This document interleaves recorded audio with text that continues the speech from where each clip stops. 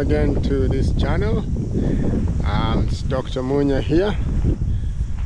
In this video I want to talk about the differences in subdivision in Kenya versus subdivision here in New Zealand. How do subdivision sections look like in Kenya or in New Zealand versus in Kenya? In my earlier video I compared, somebody asked me a question about how do you rate New Zealand builders versus Kenyan builders, and I said to a very great extent, almost 90% of the time, or 80 to 90% of the time, most New Zealand builders will follow the plan, follow what has been designed, and build according to what has been designed. Kenyan builders, no. 90% of the time they are actually doing their own things basically, and the problem is clients rely so much on builders' advice as opposed to their professional advice. So anyway, watch that video because it's very interesting, where I talk about that issue. But in this one I want to talk about what a subdivision section or a subdivision looks in New Zealand versus what I've seen done in Kenya. And the reason I'm showing you this is especially for my Kenyan diaspora audience. The reason I'm showing you this is so that you guys can see what to expect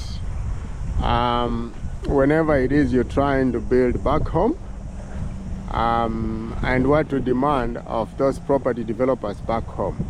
So this is an existing subdivision in Kenya where they are selling sections, you know. One of the sections, this section here, for instance, we're going to be building a house here. We're going to be building a 4-bedroomed bungalow on this section, right? In 2 months time we should be starting construction of that. But what does a subdivision in New Zealand come with, and what should we expect? Number one, before a section is sold, you know, a subdivision comes with ready-made roads. You see, we've got the roadworks is done, you've got the lighting is up, you've got the signage, the roads are already signed, you've got the paving, you see. You see the light is already, this light needs to be switched off, but you know, but see this subdivision, we're just gonna walk up the road. Let's walk this way, so that actually let's walk uphill this way so that I can show you how a subdivision looks like in New Zealand. And with the Kenyan diaspora, because we have a lot of property developers coming to this country from Kenya, and they're trying to sell us subdivisions. They're trying to make us pay money or buy or invest in property in their subdivisions, in land they have subdivided back home in Nairobi or whatever. What I want to tell these developers is that we shouldn't expect, or we are expecting, these are our expectations, and these should be our expectations as diaspora Kenyans or Africans when we try to invest in lots back home. You see, this subdivision here is come with all the infrastructure put in first, and then when all this has been approved by council, that the infrastructure is there, it's meeting all the requirements, then you are allowed to then you are allowed to start selling sections to potential homeowners or whatever. So like all these sections are being sold, you know. The landscaping is done, you've got trees landscaped, you've got pavements, walkways, you've got the streets sorted, the lighting is sorted. Look at all that. Let me stand here so that you guys can see. Look at this section. These are like 675 square sections. And look at, so all those houses were built, and some are still being built, but the sections are already serviced. Okay, these are the services here. Here we have power, we have water, we have sewer, and we have storm water. You know, so that's power, electricity. We've got water there, the green one. We've got water meter, and then the red one is sewer, the sewer line, and the white one is I think that's stormwater line, right? So, and then the road, it's got even the driveway coming through. So this subdivision here is all sorted. See, like that one is sold. You know, let's go this way so you can see. I wanna go to an elevated place so I can show you. This is how a subdivision in New Zealand looks like. Okay. All subdivisions come prepared like this. Now you've got your landscaping. This will be like a running path, walking path, bicycle. You know, there'll probably be a place for a cafe, a community cafe, or you know, clubhouse, or you know, if there's no school nearby, the developer or whoever is subdividing is asked to provide a space for a school, at least a daycare, up to maybe 6 or something like that, you know. So this is how subdivision looks like in New Zealand. They have to come and you put infrastructure first, you do retaining if retaining is required. You see that? All that is retaining. If retaining is required, you do retaining. You provide all the infrastructure. Now, in Kenya, subdivision is something else. In Kenya, the belief is that you construct the house first, and then the infrastructure will follow. In New Zealand, is infrastructure has to follow. I mean, buildings have to follow infrastructure. Houses must follow infrastructure, right? But in Kenya, they go, oh, we build the houses first, we build the buildings first, and then the infrastructure is going to follow. The problem with that is now we have what I normally call expensive slums. You know, we have upmarket areas like Kilimani, Kileleshwa, whereby buildings have been allowed, you know, high-rise apartments up to 20 floors have been allowed to be built without the relevant infrastructure, and they're turning into slums, expensive slums really. They call it gentrification, but I prefer to call it expensive slums.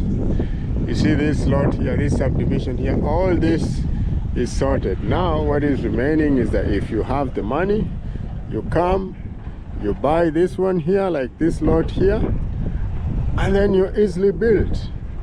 Why is it that in Kenya our planning cannot even be the same as this one? I'm asking Kenyan planners, why can't we even not do a fraction of this? You know, why is it that we are unable to do even half of this? You know, just maybe even 30% of something like that. I've seen many developers like Optiven, etc. They come out to the United States, they come out to England, they come to Australia. Right now, Optiven is property developers in conjunction with Chams Media. That is Alex Chamwada. They are in Perth and Melbourne, and they are doing this property tour, trying to get Kenyans to invest in property back home, in our subdivisions. But I tell you, those subdivisions are simply a big piece of land with rectangles and square plots, and they sell you one. There's probably no water, there's no electricity, there's no sewer, there's no power, there's nothing. You just buy a piece of land, and then hopefully at some point, once everybody has developed, then they start bringing in water or sewer. I mean, that is not planning. Look at that side. That side, they are doing more subdivision, and they are now creating the sections and the roads. You see, the roads are ongoing over that side. They are doing the road works. You see, those trucks there, those are doing, that's another subdivision, but before they're even advertised for sale, they're doing the road works, the infrastructure and stuff before they go up for sale. So this is an example of a subdivision that is ready to be sold. You know, it's already been subdivided. The landscaping, as you can see, is there. The road network is done. It's very beautiful. You know, you can easily buy a lot here, and then you wanna live here. Yeah. So I brought you guys here to show you a comparison between how a subdivision in New Zealand looks like as compared to a subdivision in Kenya, or anywhere else. You can judge for yourself, guys. You can judge for yourself. Look, this side is complete, is open. This side is complete and it's open for selling and construction. But that side, they are creating the road work, the internal road network, and paving, and you know, very soon they will start pulling in the powers and the sewer and whatever. This is going to be a pond. This is a pond. This is a natural reserve, so it's part of an open channel. This one over here is going to be a pond, so it's not touched. This is like part of the nature and landscaping over here. You see, so it's like a little stream, so it's going to be part of nature, you know, part of stormwater management, you know, so it's all going to be preserved. This is a natural waterway, it's going to be preserved. But look at all that, you know, all that is done and ready to go. That lot is already sold, you know. So you see, the road network is already done up to including signage, you know. But in Kenya, people just, you have a big parcel of land, 10 acres, 20 acres, 100 acres, you subdivide into different plots. Doesn't matter, you can put in dirt roads. You don't even pave the roads, you know. It's crazy, you don't even pave the roads. And then voila, you start selling. You know, you jump onto a plane, you come to New Zealand, Auckland, with Chams Media, you go to Perth, you start selling to gullible diaspora Kenyans that land here, or invest in Kenya. My message to Chams Media and Optiven and all property developers in Kenya, this is the standard that you need to meet if you want us to start investing and buying your properties. If we find a subdivision, this is the standard that you must aspire to, or you need to start aspiring to. If you're subdividing your land and you're developing your property in Kenya and you want to subdivide and sell to diaspora, my message is simple. Let's go this way.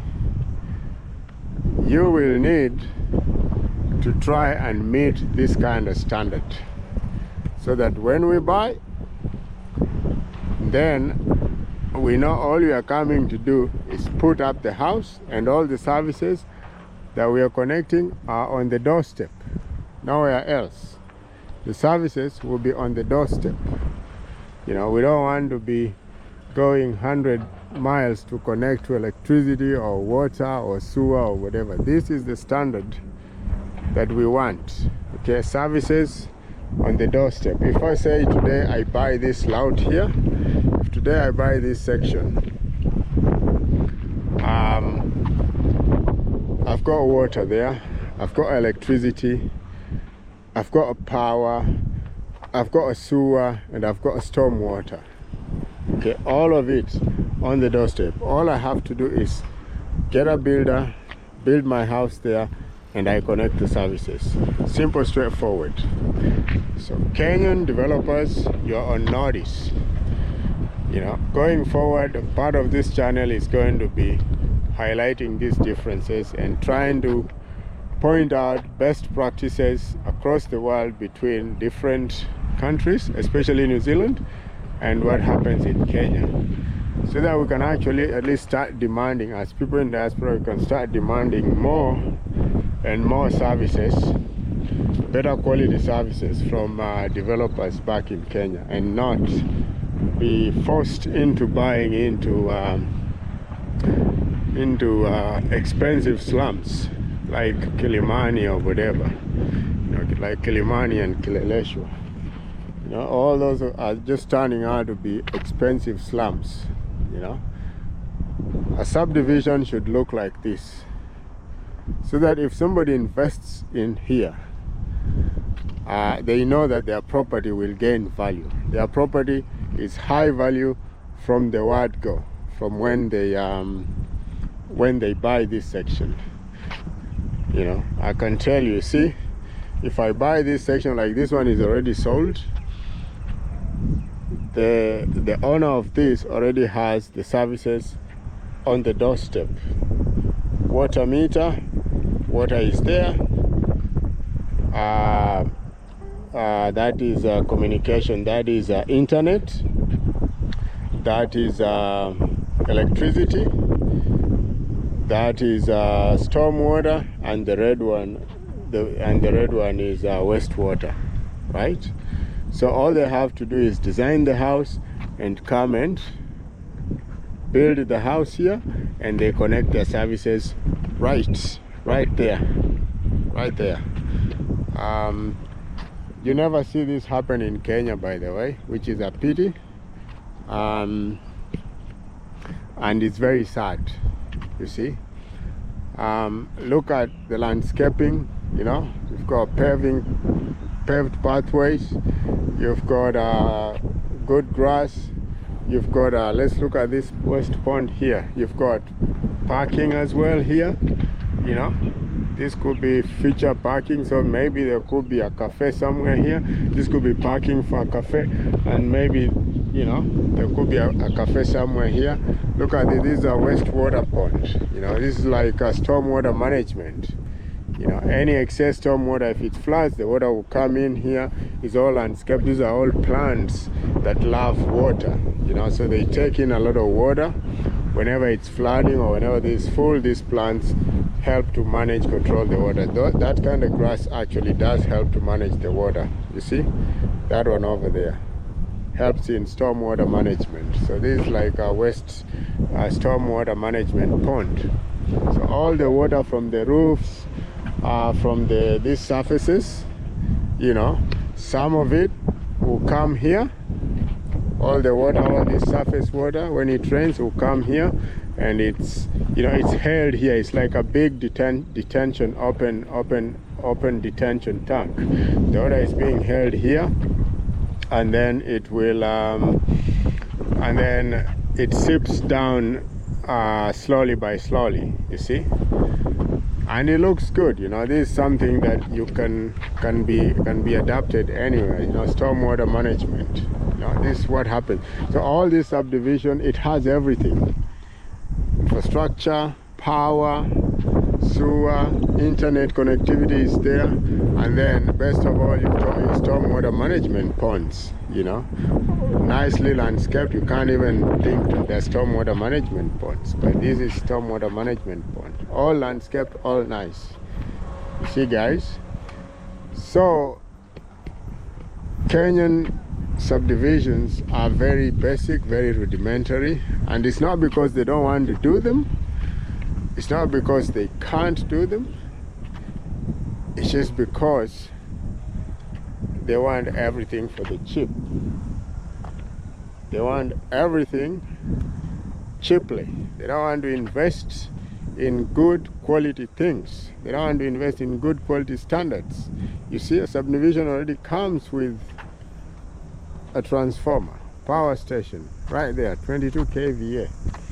This guy already started building, right? He started building, services are right there.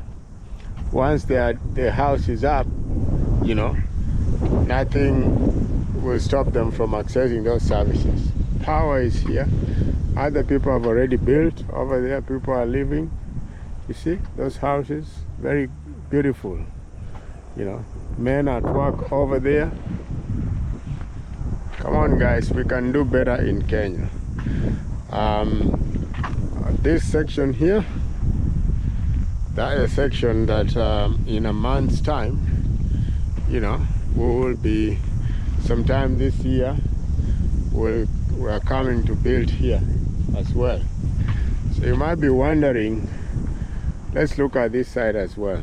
You know, this other, you know, stormwater management system here, just over here in this subdivision. This is another stormwater management. These grasses they love water. I don't know the name, but I know they love water, and that's why they're used for stormwater management. These plants, these are native plants. They really love water, so they take in a lot of water. They used to manage storm water. See, all this. I think this is landscaping, but actually this is storm water management. This is what we call good urban planning and urban design practices. Best practice, urban design. But my Kenyan property developers are very, they like to cut corners. That's what I would say. You never find this kind of thing in Kenya, unless, of course, you live in upmarket estates like Karen, Muthaiga, etc. You know, but this one, in terms of thing, cannot be compared with Muthaiga. So my appeal and notice to Kenyan developers: up your game. We people in diaspora, we are not going to put our money if a subdivision is not trying to meet this kind of standard. And you may say, oh, this is expensive, whatever. Well, it's not necessarily expensive if you find the right professionals to do it. What was I going to say? So Optiven developers and any other developer, Chams Media is very active in encouraging Kenyans to come and invest in property in Kenya. But what we invest in is actually expensive slums in non-planned, unplanned, poorly planned, badly planned subdivisions. What we are asking now, we want you guys follow this standard. This is what we are going to expect. A subdivision has to come with infrastructure. It has to come with power, water, electricity, internet connectivity at the doorstep of every lot or section that you sell. It has to come with all those things at every plot that you want to subdivide, that has been subdivided and sold. The road network, look at the road network. You know, that's the road network. All done, all dusted, the roads are marked properly, everything is done properly. This is not rocket science. This is what is the standard that needs to be done. And we are saying that up your game, the property developers in Kenya. I'm showing you this example so that you know how a subdivision is done properly. And then you can put your price on the sections. But you see, if I see, for instance, I'm in diaspora, if I see, for instance, that this is the kind of subdivision that I'm getting in Kenya. My section is here. I have water, power, internet, electricity, extra, stormwater, sewer water is all here. I can simply tap from my section. Why would I not pay a premium for that section? Why would I not pay a premium for that section, guys? Why? Why would I not pay a premium if I know that if I buy, say, this section, all the services are available. I don't need to worry about water. I don't need to dig boreholes. I don't need to put overhead tanks. All the services are here, you see. So now one may wonder, how much then would a section in this place cost? Well, according to the advertising board that I've seen there, these sections, because they are big, this section land and value package, what I've seen on the road they are advertising, is about 995,000 New Zealand dollars, which is equivalent to about 625,000 US dollars. So do the math in Kenyan shillings, how much that is, you know. But the price really wouldn't be the same here as is in Kenya, because the cost of subdividing in Kenya is going to be very different from the cost of subdividing here in New Zealand, and therefore the eventual plan for a section like this in Kenya is going to be different, right? So I'm going to title this video "The Difference in Subdivision between Kenya and New Zealand." And if you like this video, kindly guys, please subscribe and share so that we get to 5,000 subscribers. We're on the road to 5,000 subscribers, guys. Kindly let's get there. So I'm going to leave you with these images of this beautiful subdivision as an example of what we people in diaspora expect if you come and you want us to buy or invest in your property, or invest in your properties that you've put up. We need to see this kind of standard. We need to see this kind of service. We need to see this kind of services sorted first, and all we have to do is come and build, and we can tap services from the doorstep. I'll see you in the next video, guys.